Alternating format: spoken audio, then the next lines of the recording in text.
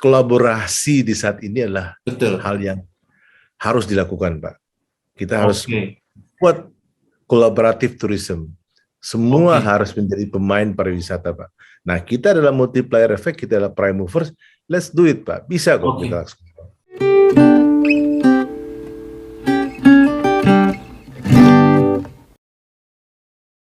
Selamat datang di kanal podcast Pariwisata Indonesia. Kanal podcast ini dikelola oleh IINTOA atau Indonesia Inbound Tour Operators Association, menampilkan perbincangan seputar industri pariwisata Indonesia yang mencakup informasi, destinasi, fakta, dan berbagi pengalaman industri dari para praktisi dan pakar pelaku industri pariwisata. Dan saya, Yongki Adiasa, sebagai produser. Dalam rangka Hari Pariwisata Dunia yang diperingati setiap tanggal 27 September, pada episode kali ini kami menampilkan promosi dan informasi seputar destinasi wisata, dan kami memilih Provinsi Sulawesi Utara. Akan hadir bersama kita Kepala Dinas Pariwisata dan Ekonomi Kreatif Provinsi Sulawesi Utara, Bapak Henry Kaicili. Pandemi COVID-19 telah membuat hampir seluruh aktivitas pariwisata terpuruk. Sebagai salah satu destinasi pariwisata, Provinsi Sulawesi Utara malah mendapat peluang yang baik. Pada masa pandemi ini, Bandara Samratulangi akan berdampingan dengan Bandara Soekarno-Hatta akan segera dibuka untuk wisatawan asing. Untuk hal tersebut, mari kita simak bincang-bincang bersama narasumber kita, Bapak Henry Kaicili. Selamat pagi, Pak. Apa kabar? Selamat pagi, Pak Yongki. Pada kesempatan ini, izinkan saya menyapa Bapak sebagai Pak Henry atau Pak Kadis? Henry aja, Pak. Pak Henry ya, Pak. Baik. Oke. Ini diskusi untuk pemirsa YouTube IINTOA dan pendengar podcast Pariwisata Indonesia. Saya ingin menggali, Pak, informasi mengenai potensi pariwisata Provinsi Sulawesi Utara yang mana Likupang menjadi salah satu destinasi super prioritas. Silakan Pak Henry. Ya, pertama-tama tentu kita patut bersyukur ya karena pemerintah pusat melihat bahwa potensi yang ada di Likupang ini, ya. Kabupaten Minahasa Utara menjadi salah satu yang ditetapkan ya sebagai destinasi super prioritas itu dengan PP nomor 84 ya tahun 2019 Pak. Ya. Itu akhir Desember. Ini memberikan satu pernyataan bahwa Sulut punya potensi wisata. Ya. Nah, yang dipilih adalah Likupang. Nah, Likupang ini memang berbeda ya, berbeda dengan destinasi seperti yang lain karena letaknya itu kan Likupang Timur yang untuk sementara sebagai tempat untuk kek Likupang, itu ada juga Likupang Barat dan Likupang Selatan yang berhadapan. Itu banyak pulau, Pak. Ya. Banyak pulau. Nah, jadi keunikannya wisata baharinya, ada alamnya. Jadi macam-macam, Pak. Kita bisa water sport di situ, kita bisa paragliding, kita bisa ada unsur alamnya juga di mana banyak endemik yang masih ada. Jadi di sekitar dekat laut, Pak. Jadi ada monyet pantat merah ya, makakan Niagara, ada tarsius dan berbagai endemik yang memang asli daerah. Nah, potensi ini memang sengaja kita bangun berbeda dengan konsep yang ada di daerah lain, Pak. Kalau tempat lain mungkin untuk F1, tapi kalau kita membangunnya untuk preservasi lingkungan.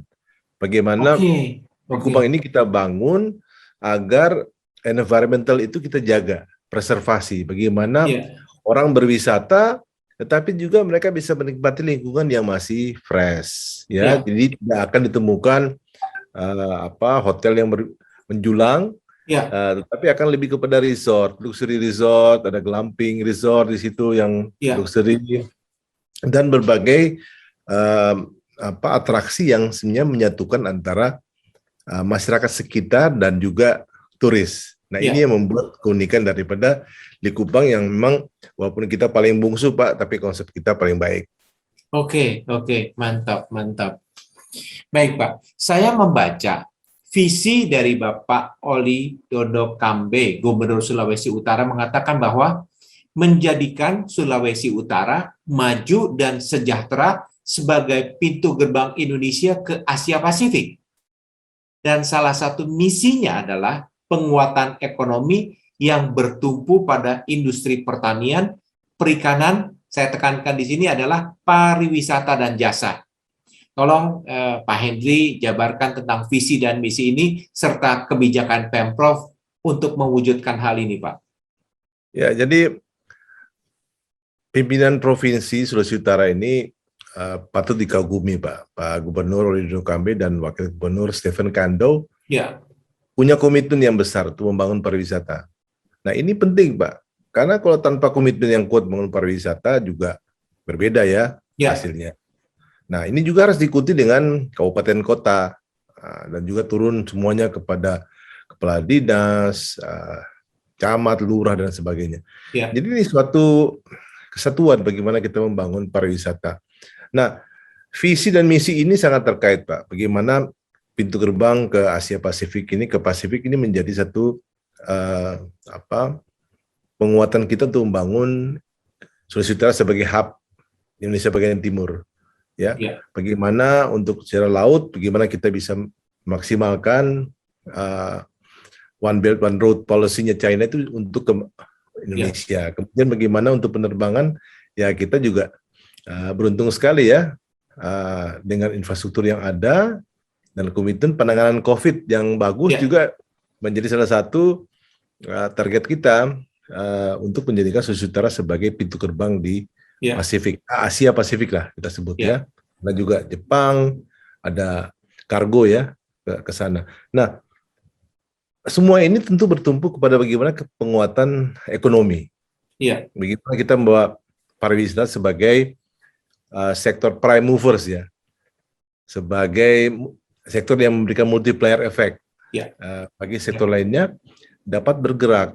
Nah, ini strateginya agak berbeda pada pandemi. Bagaimana kita membuat masyarakat Sulawesi Utara, turis lokal itu mencintai destinasinya di saat pandemi PPKM ya. Ini penting agar kita bisa stabil pertumbuhan ekonomi. Malah kita tahun ini kuartal ketiga kita bisa mencapai 8,4 ya persen pertumbuhan, 8,4 pertumbuhan ekonominya. Nah, ini merupakan satu pencapaian yang baik, menunjukkan bahwa daerah itu bisa berkembang dengan masyarakatnya sendiri. Nah, layer kedua tentu kita dengan makin membaiknya penanganan COVID, turis Nusantara bisa datang dan juga kemudian kita diberikan porsi untuk membuka penerbangan sebagai salah satu bandara yang menerima wisatawan mancanegara ya.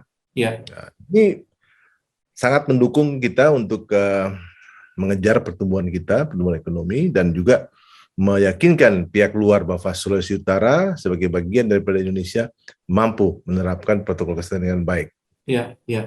Baik. Kalau yang dibicarakan Bapak juga adalah untuk wisatawan domestik ya Pak ya. Tetapi yang saya bayangkan sebagai pelaku pariwisata, tiket penerbangan Jakarta-Manado cukup tinggi dibandingkan Jakarta ke Hong Kong. Sedangkan kalau internasional dari katakanlah dari Nanning Pak China ke Manado atau dari Filipina ke Manado kan jaraknya lebih pendek. Jadi sebetulnya mana yang akan diutamakan Pak, domestiknya atau internasionalnya Pak? Saya rasa dua-duanya ya. Kalau domestik kan sudah teruji di masa pandemi kan kita semua airlines bisa melakukan itu Pak ya. Jadi sebenarnya itu masalahnya kita will aja untuk memberikan insentif bagi dunia pariwisata. Seperti apa ya tentu policy masing-masing. Saya rasa di masa pandemi juga semuanya masih bisa survive kok. Airlines juga masih bisa survive dengan tiket yang contohnya berbagai airlines itu kan masih 1 juta sampai 1,5 juta ya maksimum ya. Dan ini bisa kok kita lakukan. Ya domestik bisa datang ke sini ya. Saya rasa untuk minat khusus ya untuk diving mereka pasti tidak memikirkan itu ya. Tapi kita bagaimana membuat milenial dari berbagai pelosok negeri itu hadir di Sulawesi Utara juga sesuatu yang harus kita sikapi dengan baik. Dan tentu saya rasa dengan adanya pandemi ini once kita sudah bisa berdampingan dengan COVID, saya rasa pemerintah pasti akan memberikan insentif lah, baik kepada industri penerbangan dan itu berdampak kepada industri pariwisata. Baik, baik, ya. Jadi Bapak tetap positif bahwa baik inbound orang asing maupun dalam negeri menjadi satu potensi yang sangat besar. Karena memang saat sekarang terbukti pada saat inbound mati suri, Pak, wisatawan asing tidak bisa datang, bukan tidak mau datang, tapi tidak bisa datang. Ternyata yang menghidupkan pariwisata itu adalah tetap wisatawan domestik. Pandangan Bapak mengenai ini gimana, Pak? Ya, saya rasa apa yang selama ini kita lupakan bahwa customer kita yang paling utama adalah turis lokal, turis domestik ya. Itu kekuatan kita yang pertama, ya. Kemudian tentu kita tidak lupa untuk outbound ya, untuk outbound, teman kepingin mengenal luar negeri, itu juga pasar kan. Tapi di masa pandemi ini kita teruji bagaimana daerah bisa menggerakkan pariwisata lokal agar masyarakat itu mencintai destinasinya. Ya saya mencoba itu melakukan itu banyak orang itu di satu daerah belum tentu dia mengenal destinasinya. Dengan pandemi ini dia jadi kenal, Pak. Jadi mencintai, dan dengan mereka publish aja melalui sosial media itu sudah membuat orang wow, itu sesuatu yang mereka baru tahu kan. Dan syukurlah Sulawesi Utara ini atmosfernya cukup baik, Pak.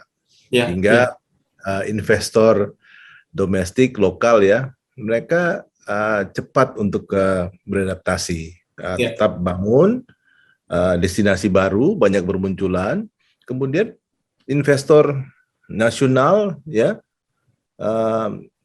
itu banyak membangun di Sulawesi Utara. Mereka malah ada hotel yang diresmikan di masa pandemi, Hotel Wangsa ya, sebentar lagi Hotel Eco Family di Bang Barat, dan ini merupakan fenomena bagaimana atmosfer itu dibangun di Sulawesi Utara, Pak. Iya, baik. Ya, ini statement yang sangat saya sukai dari Pak Henry, karena beberapa saat yang lalu sebelum terjadi pandemi, orang banyak melihat, wah, turis bule, wah, turis asing. Domestik nggak terlalu dipandang, tapi memang betul, Pak, sekarang dengan keadaan pandemi seperti ini, domestik yang menjadi tulang punggung pariwisata. Tapi berbeda, Pak. Domestiknya pendekatannya berbeda. Saya masuknya melalui desa wisata, Pak. Desa wisata. Kita kan kalau kabupaten itu kan desa. Kalau kota itu kan kampung, Pak. Iya. Nah, kita gerakan aja, Pak, mereka, Pak. Itu akan bangkit semuanya, Pak. Jadi, semua sampai layer terbawah itu dibangkitkan, Pak. Jadi contohnya satu desa di Sulawesi Utara, di Minahasa Utara. Itu mereka bangun dengan swakelola semuanya di masa pandemi, menggerakkan itu. Pada saat mereka sudah berhasil ya, apalagi tahun ini mereka sangat berhasil pencapaiannya, pemasukannya, itu banyak Pak orang lokal yang dari pekerja di berbagai kota besar malah balik, Pak, ke desanya. Hanya untuk karena lebih banyak pendapatannya. Jadi itu, Pak, bagaimana menggerakkan pariwisata di desa itu bisa menggerakkan ekonomi kemasyarakatan, Pak. Wah, super sekali, Pak. Super sekali. Baik, melanjut ke pertanyaan berikutnya ya, Pak ya. Ini Bandara Samratulangi akan berdampingan dengan Bandara Soekarno-Hatta dalam waktu yang sangat dekat menjadi bandara menerima kedatangan wisatawan asing. Apa, Pak, yang sudah dipersiapkan Pemprov Sulawesi Utara untuk menyongsong kesempatan emas ini, Pak? Ya, sebenarnya bukan hal yang baru ya, Pak, buat kita, Pak, ya, karena kita sejak tahun lalu kan sudah mulai, Pak. Betul. Kita berani mengambil langkah bahwa kita dengan visi Pak Gubernur dan Wakil Gubernur sebagai daerah yang menjadi gateway-nya ke Pasifik ya, Asia Pasifik, kita ambil itu pintu masuk untuk ke berbagai TKA asing juga, ke berbagai daerah itu masuk melalui Sulawesi Utara. Nah, ini kan kita mencoba melaksanakan bagaimana satu proses agar orang asing itu paham bahwa look, mereka masuk loh ke Indonesia melalui Sulawesi Utara, dan itu aman. Prosesnya itu kita lakukan sejak tahun lalu. Nah, ini kan berangsur baik, semuanya kita tata lagi. Jadi dengan berbagai kepercayaan yang diberikan, saya rasa ini membuat kita bisa makin baik ya Pak, menata prosesnya masuk, dan peralatannya canggih Pak sekarang di bandara. Jadi orang masuk itu udah dia di PCR di sana di negaranya, sampai sini di PCR lagi Pak. PCR-nya cepat Pak di bandara Pak. Ya. Bandara terus kemudian ke hotel, kan di hotel juga kan semua hotel yang ada sudah ada sertifikasi CHSE-nya. CHSE-nya ya Pak. Dan ada juga semacam sertifikasi dari kesehatan bandara kan, Bapak, itu layak juga. Jadi semua ini kita kolaborasi, Pak. Kolaborasi saya bersama teman-teman dari Dinas Kesehatan, juga Perhubungan, ya. Sama-sama Pak kita kerja bareng, saling mendukung, karena kolaborasi di saat ini adalah hal yang harus dilakukan, Pak. Kita harus buat kolaboratif tourism. Semua harus menjadi pemain pariwisata, Pak. Nah, kita adalah multiplier effect, kita adalah prime movers. Let's do it, Pak. Bisa kok kita lakukan. Oke. Ya, menarik sekali ya, Pak ya. Kolaborasi in tourism itu yang memang banyak sementara dilupakan para pelaku pariwisata. Tapi memang ada hal yang bagus juga dari pandemi dari COVID ini. Ada hal-hal yang belum pernah dipikirkan sebelumnya malah dijalankan dan berhasil ya Pak ya. Ya, contohnya kita sekarang mulai dengan menggerakkan ASN Pak. Kita menggerakkan ASN. ASN kan kalau kita di provinsi aja kan sekitar 11.000 Pak. Kalau plus kabupaten kota kan bisa sampai 15.000, 17.000. Kita menggerakkan aja mereka untuk bisa berkolaborasi, berinteraksi dengan sektor swasta Pak. Contohnya teman-teman punya paket untuk di dalam, dijual ke ASN, mereka menjadi agen Pak. Mereka ambil untuk keluarganya, mereka jual juga ke teman dan handitulannya. Kemudian mereka mau beli tiket, mereka mau beli paket hotel, mereka bisa masuk dalam paket. Kita punya platform yang lagi kita sempurnakan sekarang, namanya Collaborative Tourism, Co-Tourism Pak. Co-Tourism. Nah ini kita mencoba memasukkan semua Pak. Bagaimana teman-teman itu ASN bisa berinteraksi dengan sektor swasta Pak. Mereka membantu. Jadi jangan kita ada gap di situ. Ini yang kita usulkan, dan syukurlah mendapat dukungan dari pemerintah, pimpinan provinsi, sehingga kita harapkan ke depan makin diperluas ke kabupaten kota. Dan ini menjadi contoh pertama di Indonesia. Oke. Ya Pak. Ini sangat dimaklumi bahwa dalam waktu dekat COVID-19 tidak akan berakhir. Mau tidak mau, kehidupan masyarakat akan berdampingan dengan COVID. Dalam tantangan new normal tentunya. Apa strategi Pemprov Sulut agar wisatawan Nusantara maupun mancanegara terus berdatangan dan menjadikan sendi ekonomi masyarakat, khususnya pariwisata, akan bergulir kembali? Saya rasa yang paling utama adalah kita harus memastikan bahwa yang datang itu sudah divaksin. Ya. Dan kita juga telah melaksanakan vaksinasi bagi seluruh pelaku pariwisata di Sulawesi Utara, Pak. Jadi sejak Maret kita sampai bulan Juli kita lakukan, Pak. Sekarang saya lagi sisir lagi, yang belum kita akan laksanakan lagi gitu. Jadi yang masih takut kita akan vaksin. Saya kepingin kita sebagai contoh bahwa sektor pariwisata itu memberikan rasa nyaman bagi turis baik domestik maupun mancanegara. Terutama lokal ya, karena mereka ngecek semua sudah, malah kita pertama Pak yang melaksanakan vaksinasi. Dan kemudian kita juga melaksanakan semua protokol kesehatan dengan baik. Di hotel, resort, destinasi kita laksanakan dengan baik Pak. Ini menjadi kebiasaan Pak, rupanya jadi kebiasaan. Jadi semuanya itu duduknya juga berjarak, dan mereka memahami bahwa destinasi dibuka bukan berarti kita harus euforia. Ini lebih kepada bagaimana kita mengkombinasikan antara semi-mass tourism dan juga quality tourism. Kita gabungkan secara bersama Pak. Jadi kualitasnya semi, masalahnya kan jumlahnya dikurangi, ya. Jumlahnya dikurangi. Sedangkan untuk quality-nya mereka jadi punya banyak waktu yang baik, tenang, dan juga mereka akan berlama-lama di situ, Pak. Ya, Itu ya, long stay-nya yang kita kejar ya ya. untuk di daerah. Makasih, Pak. Oke, baik Pak. Saya mendapatkan informasi Pak. Ada beberapa teman kita, khususnya yang dari Biro Perjalanan Wisata, mulai mati suri kegiatannya. Sebelumnya mungkin mereka mengatakan tengkurap, tapi setelah lewat 1 tahun lebih pandemi ini, mereka mulai mati suri, banyak yang alih profesi. Nah, apa peran Pemprov untuk menggairahkan kembali para pelaku pariwisata, khususnya tur operator, hingga dapat aktif berkarya kembali seperti sedia kala, Pak? Kita lakukan sejak tahun lalu, Pak. Bagaimana menyemangati mereka. Ya. Kita duduk sama-sama, memetakan bersama-sama apa sih yang harus kita lakukan. Ya, makanya kita mulai dengan bagaimana kita membangun pariwisata Sulawesi Utara. Nah, dalam rangka membangun itu, yang untuk mengeceknya apakah itu bagus atau tidak adalah kita sendiri, Pak. Nah, masyarakat kita libatkan kemudian. Nah, masyarakat ini kan scattered, Pak. Mereka tuh kesana kemari tanpa ada suatu paket. Nah, saya mencoba mengajak teman-teman untuk membuat paket untuk domestik, Pak. Untuk lokal. Ya. Dan itu berhasil, Pak. Pelan-pelan mereka bangkit lagi, Pak. Oke. Keyakinannya itu kan dibawa ke domestik, Pak. Internasional, Nusantara. Dan itu mereka sering mengadakan pertemuan dari kementerian di Sulawesi Utara ya.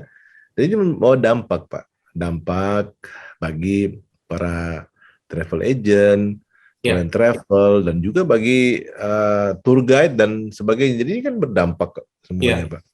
Dan ada yang mungkin tidak memulai ya, karena mereka masih mikir mass tourism, atau mereka mungkin lebih strong untuk outbound, Pak ya, sehingga mereka beralih gitu. Beralih pun tetap di sektor pariwisata, Pak. Mereka mulai dengan penjualan produk-produk kerajinan dan sebagainya. Kita mengajak mereka agar tidak lari daripada core-nya, yaitu pariwisata dan ekonomi kreatif itu harus jadi satu, Pak. Gitu. Kalau mereka lari pun tidak, masih tetap di rumah sebelah. Jangan pindah rumah, Pak. Jadi itu yang, jika kalau mereka balik lagi ke rumahnya tidak terlalu jauh, Pak. Iya. Baik, Pak. Sebagai penghujung dari perbincangan kita pagi ini, silakan Pak, sampaikan pesan khusus kepada para pelaku pariwisata, khususnya para tur operator, Pak, untuk mendukung dan mewujudkan Likupang sebagai salah satu destinasi super prioritas. Ya, Likupang sebagai salah satu destinasi super prioritas tentu terus membangun bagaimana menyesuaikan diri di tengah pandemi, dan tentu kita membutuhkan satu kolaborasi dengan teman-teman sektor pariwisata, tour and travel. Bagaimana kita membuat paket yang benar-benar pas untuk Likupang dan sekitarnya, karena Likupang tidak akan berdiri sendiri. Likupang juga akan terkoneksi dengan 4 destinasi lainnya. Likupang juga akan terkoneksi dengan kawasan penyangga, kabupaten kota penyangga di Sulawesi Utara. Dan ini merupakan satu paket besar. Nah, ini akan berhasil kalau kita sama-sama membangun itu. Tidak bisa bertinggal diam, kita harus tetap berinovasi, berkreasi, karena COVID tidak akan kemana-mana. COVID harus kita siasati dengan semangat kita, inovasi kita untuk membangun pariwisata dan ekonomi kreatif secara bersama-sama. Terima kasih. Ya, baik, terima kasih Pak. Baiklah, waktu jua yang harus memisahkan kita di acara ini. Terima kasih Pak Henry yang sudah meluangkan waktunya dan berbagi bersama kami dari IINTOA. Semoga pandemi ini segera berakhir dan setidak-tidaknya sudah melandai dan mereda secara signifikan, sehingga industri pariwisata di Indonesia bisa segera pulih dan menggeliat kembali dari keterpurukan. Sampai jumpa Pak Henry, di lain waktu ada kesempatan. Terima kasih Pak Yongki, tetap semangat. Tetap semangat Pak, salam pariwisata.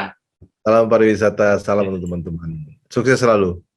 Para pendengar dan pemirsa, demikian perbincangan IINTOA dengan Bapak Henry Kaicili, Kepala Dinas Pariwisata dan Ekonomi Kreatif Provinsi Sulawesi Utara.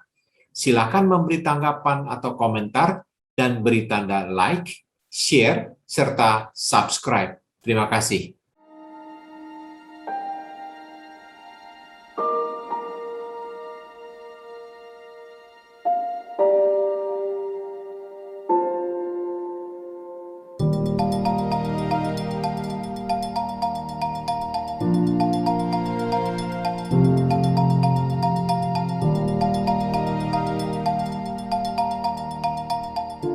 North Sulawesi is Indonesia's internationally acclaimed rising star.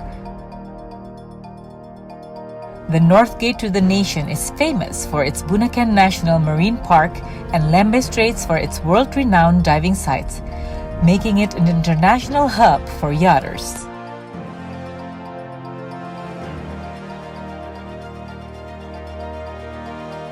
Nestled intimately in the tip of Likupang, the district of North Minahasa in North Sulawesi, lies an undiscovered natural wonder, Tanjung Pulisan.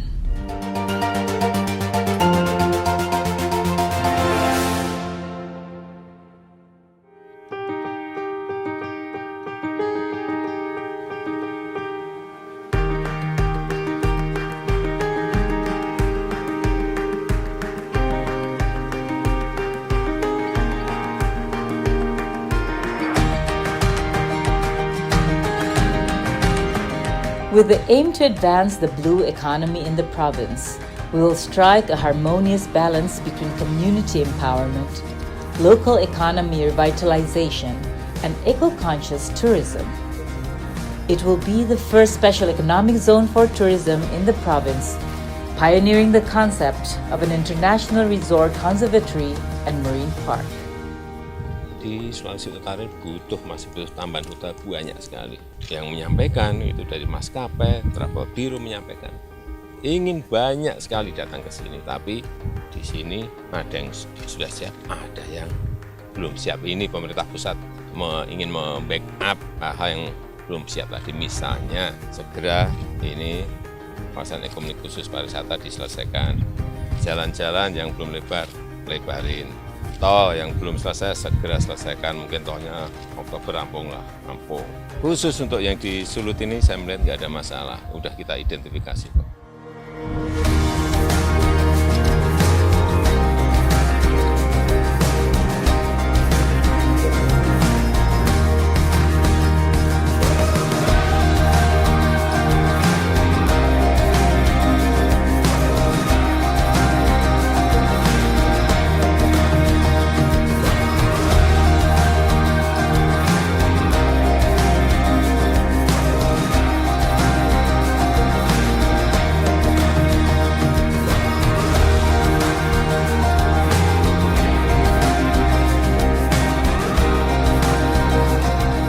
For the purpose of preserving its natural beauty, bioconservation will be of paramount importance, achieved by zero waste management practices and circular resource economy. With 11 trillion rupiah worth of investment for 10 years of development and advancement, the Tanjung Pulisan Special Economic Zone in Likupang will be constructed on a 396 hectares plot of land, with employment creation projected to reach 1,500 jobs per year.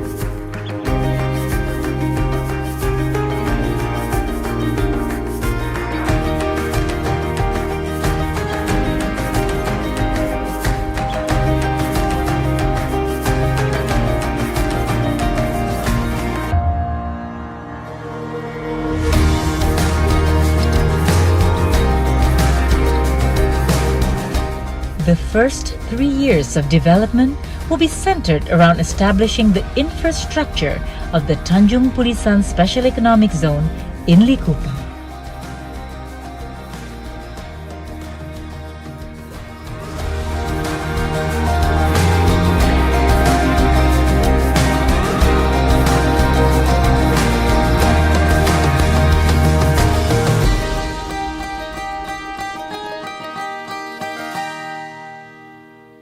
Likupang offers a diverse variety of flora and fauna.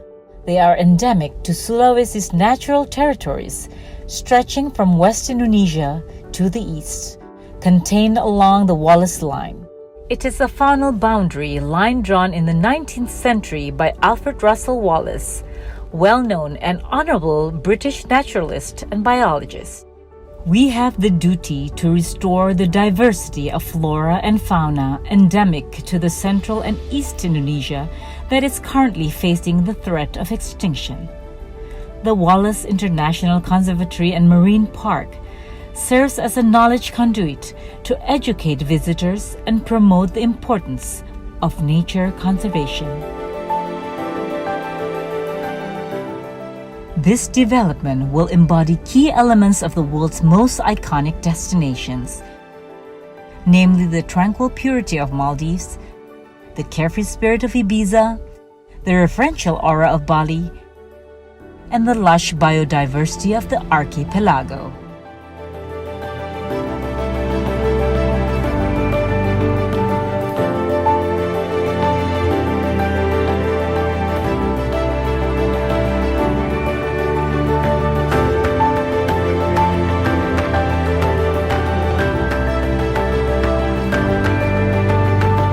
Tanjung Pulisan is a natural confluence of the best that the Indonesian archipelago has to offer.